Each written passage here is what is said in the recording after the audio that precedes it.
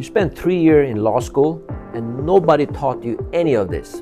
You learned how to draft contracts. You learned the law, how to settle cases, even how to communicate with clients. And then you started your own firm. And someone handed over a trust account and a profit and loss statement to you and told you to figure it out. Most lawyers do, but typically after very expensive mistakes. Trust accounting. Your IOLTA account is not just another bank account. It's a state bar and a client obligation. With the new state bar regulations, specifically in California, the California State Bar is allowed to randomly audit your IOLTA account, which is fine if everything is in order.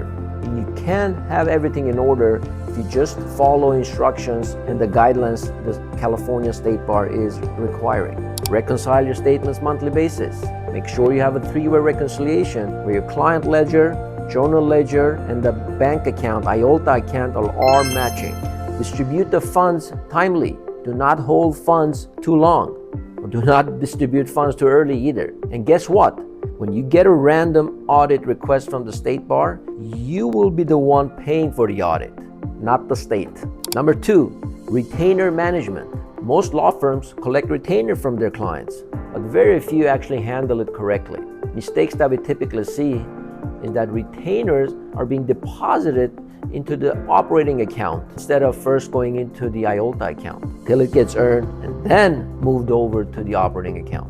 Or it might be deposited into your IOLTA account, but the way it gets distributed is incorrect, whether it's too early or too late distributions. There are guidelines on when you need to make those distributions. You need to be earned and within reasonable time after the cases are closed. Cash flow management.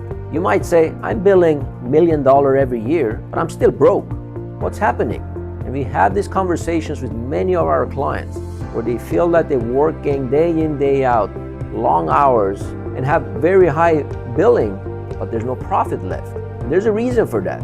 You need to look at your entire firm's financials to understand why you're billing a certain amount without any profit. One reason could be your cost, your labor cost, which typically is one of the biggest expense of a law firm. Labor costs and taxes are the biggest expense for your law firm. We need to make sure we monitor your labor costs. We need to make sure the utilization rate, realization rate, collection rate per employee, per attorney are all measured so we can see whether we are paying too much in labor for the revenue we're generating. 4, profit per partner or attorney.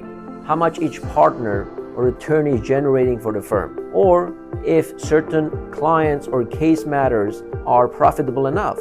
These are questions that we talk to our clients on a regular basis. Again, you need to look at your financials, you need to have proper accounting in place, which in turn moves over to in-depth financial reporting so you can follow each client, each partner, each attorney in detail to see how they're performing compared to the firm and the rest of the employees. These are all metrics that law firms have to measure on a regular basis to be able to run their firm like a business and not just as a high-paying employee. The attorneys that struggle most with their finances are not the ones that work hardest. It's the ones that do not have a financial structure that fits best for a law firm. In the next month, we will go through all of this in detail, and you can find us on my LinkedIn page or come and see us at counselcpas.com.